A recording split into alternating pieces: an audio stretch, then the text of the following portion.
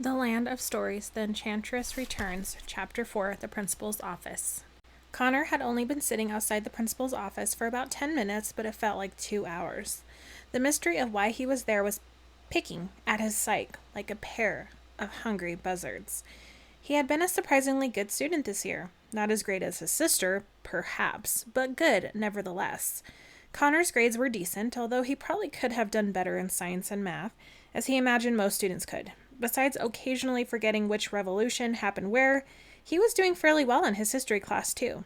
For the first time in his life, he was actually enjoying assignments in his English class. He was confident he hadn't done anything wrong, so why was he there?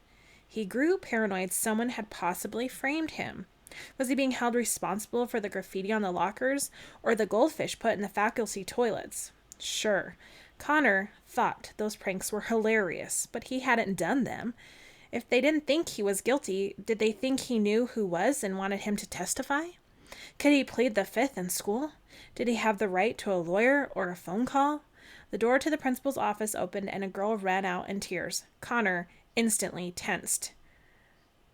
"Mr. Bailey," Miss Peter called from inside her office. Connor gulped. Hearing her call out his name was just as terrifying today as it had been when she taught him in the 6th grade. A huge promotion was the last thing she had expected, but Miss Peters had recently come up in the world. After 25 long years of teaching, Miss Peters had made the tough decision to retire. The subject had been on the veteran educator's mind for quite some time.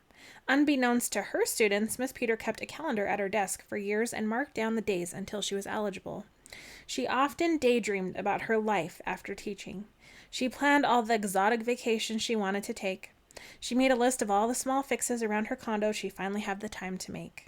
She assembled everything she needed to start a vegetable garden in her small yard. In other words, she was more than ready. But in the final weeks leading up to the conclusion of her teaching career, Miss Peters received the offer to become a principal. As appealing as a life of gardening and relaxation was, a life as principal gave her the essence of what she loved the most about being a teacher: authority over impressionable youngsters. Needless to say, she didn't hesitate to take the job. She thrived in the powerful position of administering punishment, and occasionally something would come up that allowed her to do what she loved more than anything, which was why she called Connor Bailey into her office. "Have a seat," Miss Peters ordered. Connor sat across from her so obediently he reminded himself of Buster, but didn't expect to be rewarded with a biscuit. His eyes wandered around the room. He noticed Miss Peters decorated her office in the same patterns and floral prints as she wore. "Do you know why I've called you in here today?" Miss Peters asked him. She wasn't even looking at him. Her eyes were busy scanning through a stack of papers in her hands. "Not a clue," Connor said. He could almost see what the papers were in the reflection of her glasses. "I wanted to talk to you about the writing you've been doing in your English class," she said, finally making eye contact. Connor realized the papers she was going through were his handwriting. He panicked. "Is this about the essay To Kill a Mockingbird?" he said. "I know. I wrote, one of the saddest parts about this book is that a girl is named Scout, but I talked to Miss York about my approach and understood why it could have been better." Miss Peters' eyes squinted and her brow flexed in a judgmental manner. She was bound to happen at least once when she was in the same room as Connor. "Or maybe this is about my report on Animal Farm," Connor said. "I know I said I wish George Orwell had used something to represent politics and didn't give me a major craving for a bacon cheeseburger. But that's really how I felt. I wasn't trying to be funny." "Now, Mr. Bailey," Miss Peters said, "I called you to my office to talk about the creative writing you've been working on in Miss York's class." "Oh?" Connor asked. Creative writing was actually his favorite part of the class. "How am I screwing that up?" "You're not," Miss Peters said. "It's fantastic." Connor's head jerked in disbelief. "Did you just say what I think you just said?" Connor asked. "I believe so," Miss Peters said, almost as surprised as he was.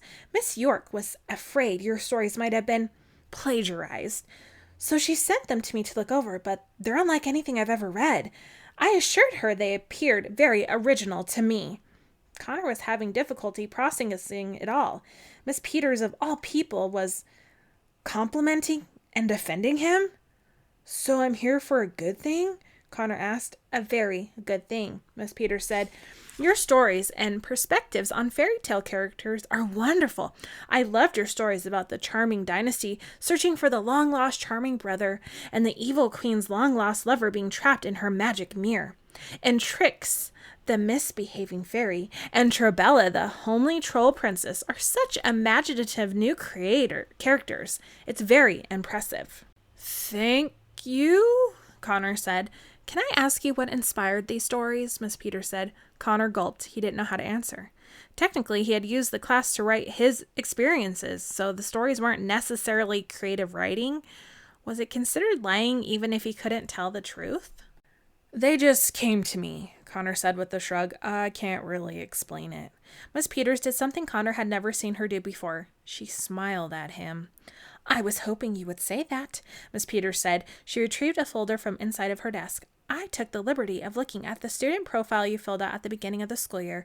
I found it interesting that under future career aspirations, you simply wrote something cool. Connor nodded. I stand by that, he said. Well, unless you have the goal of becoming a professional snowman, is it safe to presume you're open to suggestions? Miss Peters asked. Sure, Connor said. He still hadn't thought of any jobs that fit the description. Mr. Bailey, have you considered becoming a writer? Miss Peters said. If these stories were any indication, with time and practice, I think you might have what it takes. Although they were the only people in the room, Connor had to remind himself she was talking to him.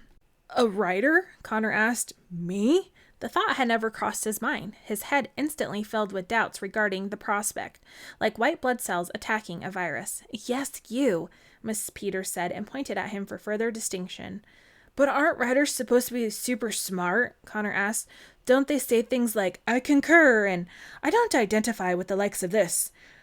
Those kind of people are writers, not me. They'd laugh at me if I tried being one of them. Miss Peters exhaled a small gust of air through her nose, which Connor remembered was her version of a laugh. Intelligence is not a competition, she said. There is plenty to go around, and there are many ways it can be demonstrated. But anyone can write, right? Connor asked. I mean, that's why authors get judged so harshly, isn't it? Because technically everyone can do it if they wanted to. Just because anyone can do something doesn't mean everyone should, Miss Peters said. Besides, anyone with an internet connection feels like they have the credentials to critique or belittle anything these days. I suppose, Connor said, but his defeated look said otherwise. What makes you think I'll be a good writer? My stories are so simple compared to other ones out there, and I don't have a very good vocabulary, and I am worthless without spell check. Miss Peters took off her glasses and massaged her eyes. Connor was still a challenging student to get through to. Have something worth telling and a passion to tell are what make you a good writer, Miss Peters said. I can't tell you how many times I've read novels or articles that used complicated words and witty wordplay or cover up the fact that they have absolutely no story to tell. A good story should be enjoyed. Sometimes simplicity can go a long way. Connor still wasn't sold on the idea. I just don't know if it's for me. You don't have to decide right now, Miss Peters said. I'm only asking you to think about it. I would hate if somebody with your imagination graduated and didn't do something cool with it. She locked eyes with him, and another rare, small smile appeared on her face. I have two loves in my career, reprimanding and encouraging, Miss Peters went on. Thank you for letting me encourage you today. I don't get many opportunities. No problem, Connor said. It's nice to be in the other category for a change. Miss Peters put her glasses back and handed Connor his stack of papers. He figured their meeting was over now and headed to the door, relieved not to be in tears like his principal's prior guest. I'm so proud of you, Connor, Miss Peters said just as he reached for the door handle. You've come a long way from napping in my class. All Connor could do was smirk sweetly at her. If you had told him a year and a half ago that one day Miss Peters would become one of his greatest supporters, or refer to him by his first name, he would have never believed it. Connor mulled things over as he walked home. His thoughts soared into the realm of possibilities and sank into the realm of uncertainty. Had Miss Peters gone mad, or was he, Connor Bailey, actually capable of becoming a writer one day? Could he actually make a career out of writing about the experiences he and his sister had had in the fairy tale world?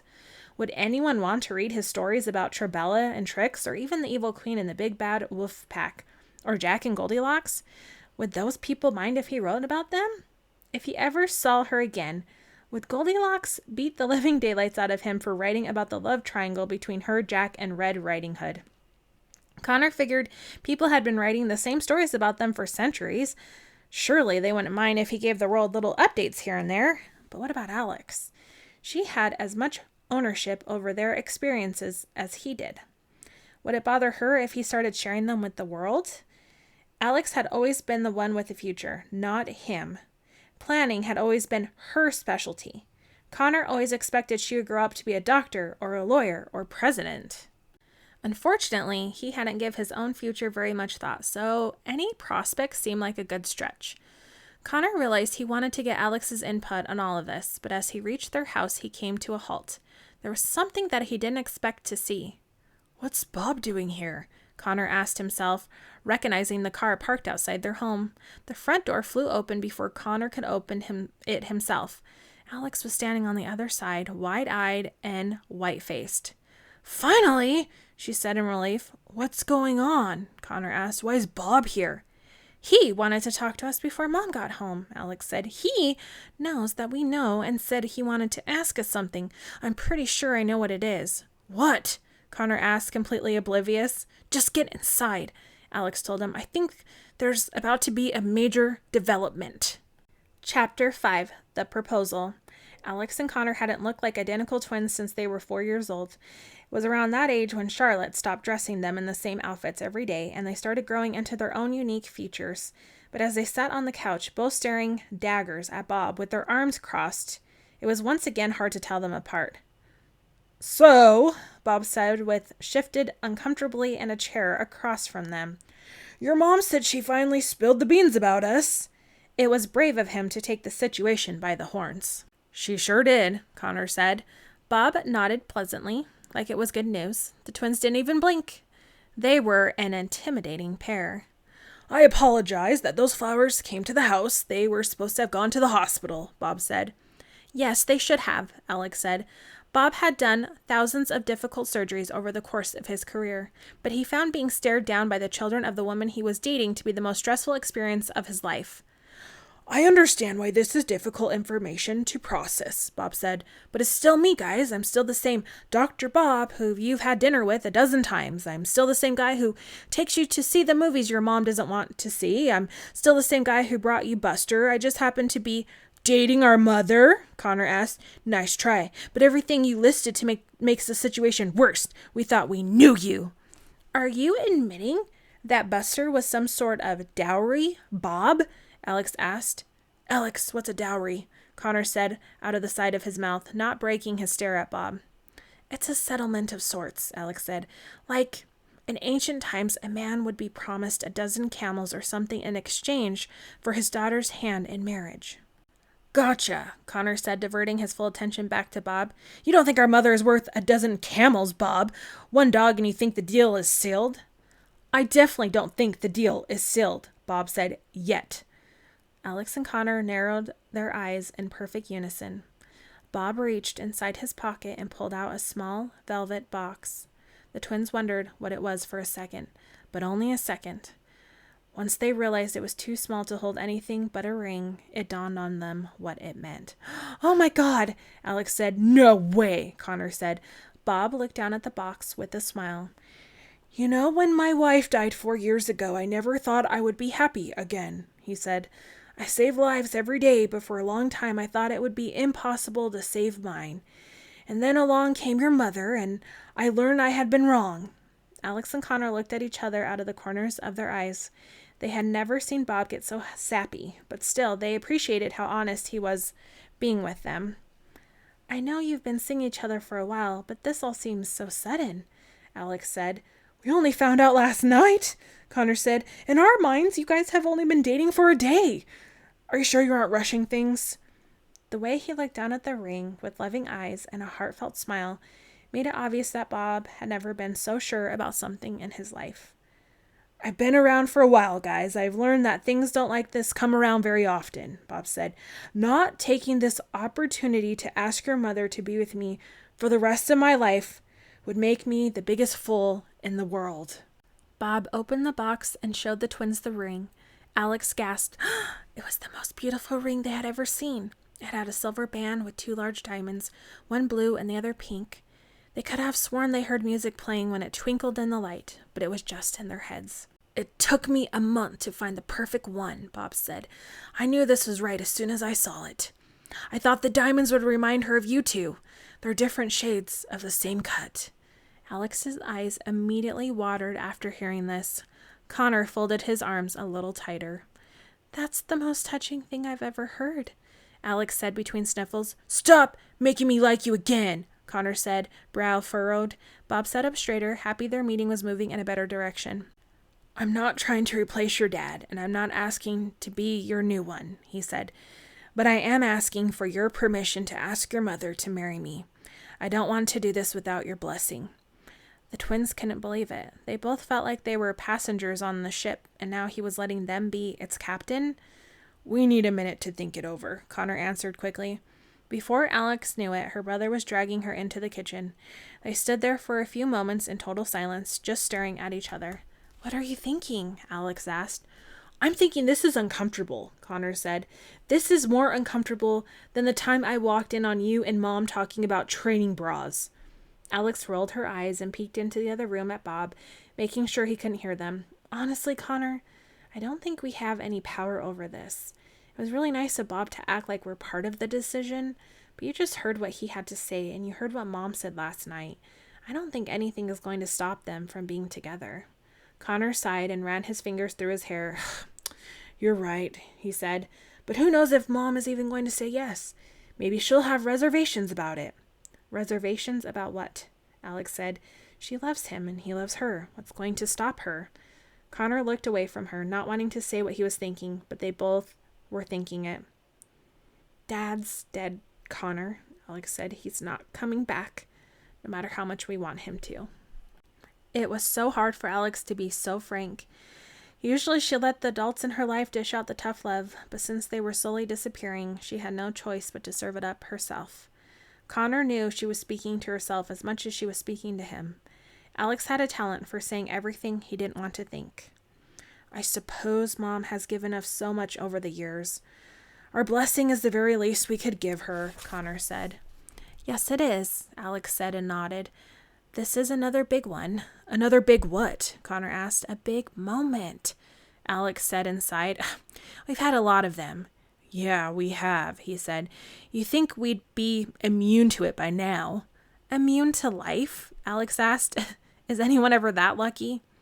Connor grunted and put his hands on his hips. Fine, he said. He can marry Mom, but I'm still calling him Dr. Bob.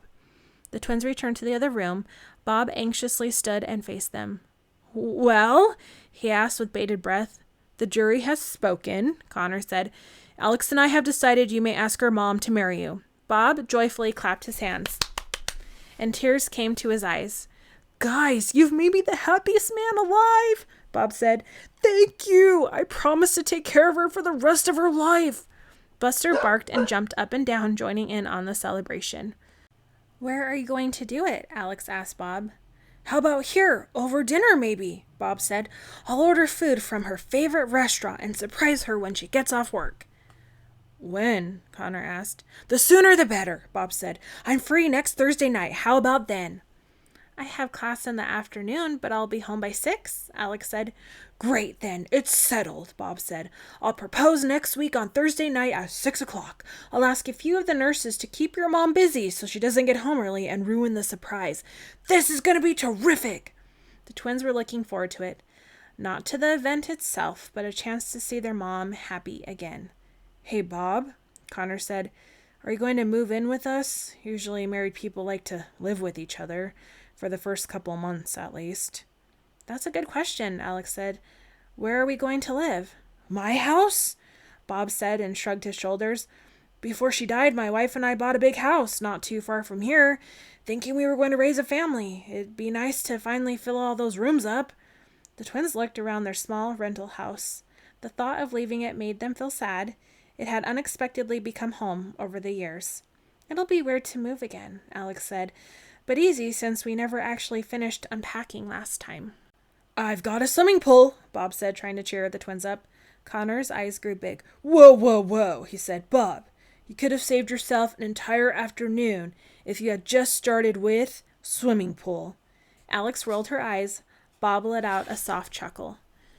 No, Mom, better say yes, or I'm going to be so disappointed, Connor said.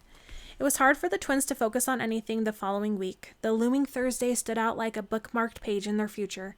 The closer it got, the more anxious they became. Alex and Connor didn't know why they were so nervous. After all, they weren't asking anyone to marry them, but in a strange way, Bob was marrying them too. And as apprehensive about it as they were, the twins started to feel excited about Bob joining their family. Connor was really looking forward to having another man around the house. As much as he loved his mom and sister, he missed having someone else there who appreciated the comedy and a bodily function. He wrote a short story in English class that week about a family of trolls whose mother was engaged to an ogre.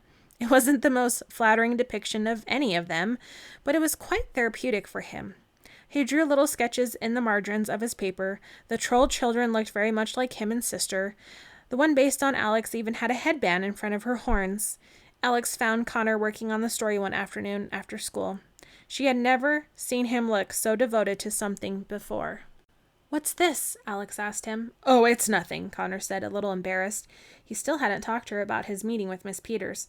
It's just some creative writing for English. That's nice. Wait, is that supposed to be me? Alex said and pointed to his sketch. Not at all, Connor said. What would make you think that? Because it says, supposed to be Alex underneath it, she said, annoyed and offended. That's so rude, Connor. How old are you? Connor guiltily looked up at his sister. There's something I forgot to tell you, he said. I've sort of been writing about the two of us a lot in my English class. What do you mean? Alex asked. About our adventures in the fairy tale world, he said. They've made for some great stories. That's why Miss Peters called me into her office the other day. She really liked them and wanted me to consider being a writer. She said I may have what it takes, whatever that means. He paused. Thoughts or concerns? Alex blinked twice. I think that's a wonderful idea, she said, and Connor sighed with relief. Why didn't you tell me sooner? I was worried you wouldn't want me spreading our business around, Connor said. You're kind of the co-owner of our experiences. On the contrary, she said, I think they should be told. We sell so many things and met so many people, it would be a waste to keep them to ourselves. Dad would be so proud of you. Connor smiled to himself. He hadn't thought about that. Really? He asked. You think so? Absolutely, Alex said. He'd be so happy the storyteller gene went to one of us. I've always tried telling and retelling stories, but you're so much better than me. You're funny. People like listening to you. Connor shrugged. Oh, shucks, he said, but I'm not going to argue. He pulled out the stack of his stories to share with her. This one is about Trix's trial, and this one is about Trebella giving freedom in exchange for a kiss. Wish I could forget about that one. This first one about the curvy tree, but I was super paranoid people would find it out to be true, so I changed it to the curvy giraffe. Doesn't make as much sense, but oh well, I'm still learning. This is great, Connor, Alex said. Really great. Connor grinned from ear to ear. He believed her much more than he believed Miss Peters. Her approval gave him the validation he needed to believe in himself. Alex flipped through her brother's stories. She smiled and laughed as she scanned through them, remembering the events they were based on. Oh dear, Alex said, looking up from the papers, a fresh thought behind her eyes. Bob, are we going to tell him? Are we going to tell him who Grandma and Dad really are? Connor couldn't answer. The thought hadn't crossed either of their minds until now. How are they going to share their family's biggest secret with him? Should we tell him? Connor asked. We probably should in case Grandma ever shows up with an elf or a fairy on our doorstep, Alex said. Connor looked off into the distance. Gosh, who are we? He said, what other family has a problem like that? Most skeletons in the closet don't have wings. I imagine he'll have a lot of questions either way, Alex said. She let out a long sigh. But it's not like it's really relevant anymore. It may be pointless to tell him we have ties to another dimension if we don't get to interact with it ever again. Guess we'll have to play it by ear, Connor said. It may be a good excuse to have our back pocket for when we get older. We could tell Bob we're going to the fairy tale world and then go to a party instead. Alex tilted her head and looked at him curiously. Why would we ever choose a party over the fairy tale world? Connor shook his head. Just for once, he wished his sister would think like a normal teenager. I keep forgetting you're an 80-year-old trapped in a 13-year-old body, he said. Never mind. The end of the week slowly arrived and the twins woke up to a beautiful Thursday morning. They gave their mom extra long hugs just before they left the house, causing her to raise a suspicious eyebrow as they headed to school. Alex and Connor felt like the day passed by extra slowly. They glanced up at the clock every 5 minutes, only to be disappointed it hadn't changed much. As soon as school ended, Connor ran home and met Bob at the house to help prepare for the night. He cut corners over his neighbors' lawns and was so careless he nearly tripped over a lawn gnome. Alex was too antsy to enjoy her honor course or be sleepy on the train ride back. She just wanted the night to be perfect for her mom, and from the looks of things when Alex finally got home, it was going to be pretty close. The kitchen table had been covered with a silk cloth, and there were candles placed in the center. A bottle of champagne and a bottle of cider were on the table as well, begging to be opened for a celebration. The whole house smelt delicious. As Bob hand-picked up food from Charlotte's favorite Italian restaurant, he was dressed in a nice suit and a tie and held the box tightly in his hand, afraid to let it go. Even Connor had dressed up, putting on his best button-down shirt. Alex tried putting a bow on Buster's collar, but he wouldn't let her. The dog had been acting strange for a couple days. He stayed seated by the front door and growled at it occasionally. The twins figured a new cat must have moved into the neighborhood, or maybe their jitters were rubbing off on him. But aside from the dog, everything seemed to be going according to plan. Alex ran to her bedroom and dressed in a skirt and her nicest headband. She came downstairs at 6:30 and joined Bob and Connor at the table. Mom should be here any minute, Connor said. Let's make this proposal quick, Bob. I'm starving. I'll do my best, Bob said. He kept looking down at the ring. As excited as the twins were, they knew it was nothing compared to what Bob was feeling. They couldn't wait for her to walk through the door and see them waiting for her. Alex hoped her mom wouldn't cry too much, because then she might start crying. Connor hoped Alex wouldn't start crying, because then he might start crying. And then there was no dust to blame it on. Unfortunately, Charlotte was running late, so the three of them were forced to wait. They waited, and waited, and waited some more. More than an hour had passed after the time she was supposed to be home. Should we call her? Connor asked. Maybe we could give her a ring to see where she is. Get it, get it. No, don't, Alex said. She can't suspect a thing. After another hour, the twins' anticipation turned to anxiety. Bob decided to put the food away so it wouldn't go bad. I guess Nurse Nancy is being very thorough, Bob chuckled. She probably made sure your mom doesn't get here too early. But the twins weren't laughing. The last time they'd waited this long for a parent, they'd lost one. I'm going to give Nancy a call, Bob said, after even more time had passed, and he dialed his colleague at the Children's Hospital. Hello, Nancy. Hi, it's Bob. I'm here with the kids. Has Charlotte left yet? Alex and Connor leaned towards him. They could barely make out what Nancy was saying on the other line. From what they could hear, she sounded surprised. She left 2 hours ago, Bob said into the phone. Are you sure? We haven't heard anything from her. Alex and Connor exchanged fearful looks. Something's wrong, Alex said. I can feel it. Something's happened. Mom is never late like this, Connor said, shaking his head. Okay, thank you, Nancy. I'll try calling her, Bob said, and hung up the phone. He quickly dialed Charlotte's number next. He didn't make eye contact with the twins, not wanting to add to their concern with his. Bob tried calling several times with no luck. She's not answering, guys, Bob said. Do you think she spontaneously decided to run any errands tonight? Alex, worried sick, burst into tears. We need to call the police, she said. The police won't do anything unless she's been gone for 48 hours, Bob said. Let's just not panic yet. Connor jumped up from the table and paced around the room. There's got to be something we can do, he said.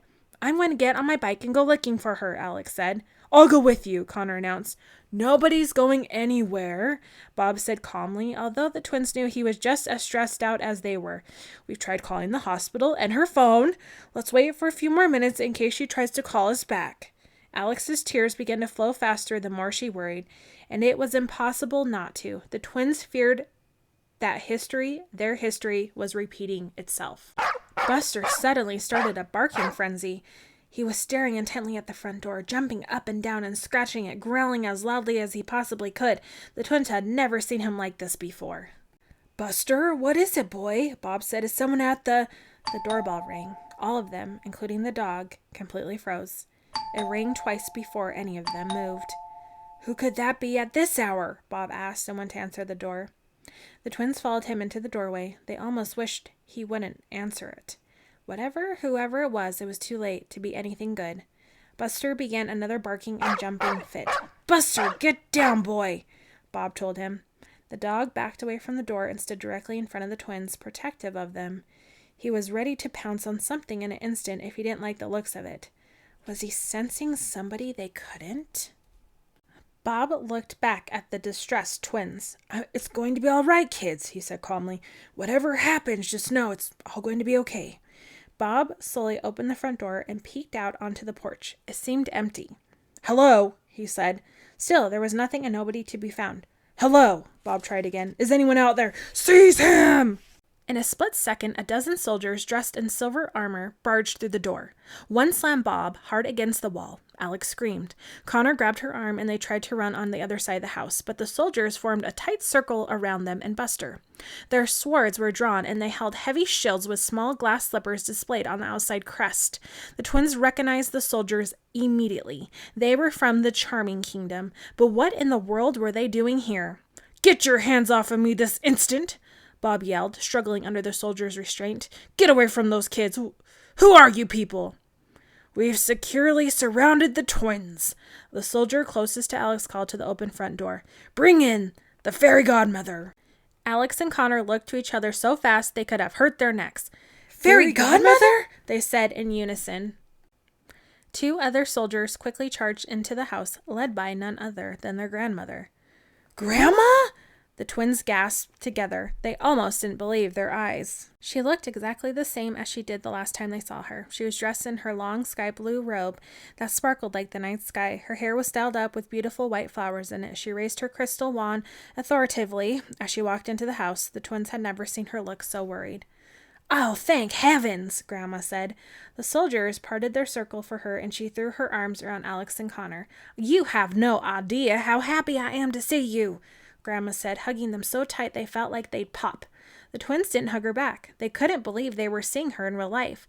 Their heads were spinning with so many questions, but they only managed to spit out the basics. "Grandma," Alex said, "is it actually you?" "Where have you been?" Connor said. Their grandma gently placed a hand on each of their faces. "I'm sorry I've been gone for so long," she said sorrowfully. "I promise to explain everything later." She took a moment just to look at them through teary eyes. They knew she had missed them as much as they missed her. "Just look at you two. You've grown a foot since the last time I saw you," Grandma said. Just then a familiar man walked through the front door. He had a distinguished jawline and wore a bright yellow suit. To Bob's amazement, the man's shoulders and his hair were actually on fire. The twins recognized him instantly. It was Xanthos, the only male fairy on the fairy council. "I've checked around the property," Xanthos said. "It's clear." "Xanthos?" Alex said. "What's he doing here?" Bob fought restlessly under the soldier pinning him to the wall. "What is going on?" he yelled. "Who are you people?" Grandma raised her wand in his direction. Xanthos pointed a few fingers at him and his whole hand suddenly lit on fire. Both were ready to fight, if necessary. "Do you know this man?" Xanthos asked the twins. "Yeah, that's Dr. Bob," Connor said. "Don't set him on fire. That's our mom's boyfriend." "Boyfriend?"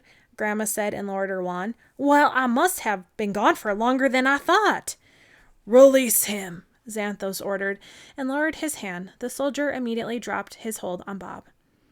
"This woman is your grandmother?" Bob asked the twins. "Is she part of the circus or something? What's with all the tricks and costumes?" "What on earth is a circus?" Xanthos said, unsure whether he should take offense. Alex and Connor didn't know where to begin. "Bob, it's a long story," Alex said. "In a nutshell, our grandmother is Cinderella's fairy godmother from the fairy tale world," Connor said. "I know it's a lot to process, so take your time. But we promise that's the only baggage our family has got." Bob's eyes grew bigger and he glanced at the soldiers, at their grandmother, and at Xanthos. "Uh-huh." Bob grunted, not convinced. Their grandmother looked around the living room, gravely concerned. "Where's your mother?" she asked. "We don't know," Connor said. "She was supposed to be home a few hours ago," Alex said. "Grandma, what's wrong?" Connor said. "Do you know where Mom is?" Their grandmother didn't answer. Staying deep in thought, Grandma, what's happening? Alex demanded. We haven't seen you in over a year. Why have you suddenly shown up out of the blue? You have to tell us what's going on. Where's our mom? Their grandmother looked back and forth between them. Children, what I'm about to tell you is going to seem very frightening, she said, but I need you to be strong and trust that many qualified people are handling the situation. The twins nodded impatiently. Any news was better than no news. I believe your mother has been kidnapped, their grandmother informed them. They were wrong. Having no news was much better than knowing this. Please like and subscribe if you have not already, so that way we can read Chapter 6 together.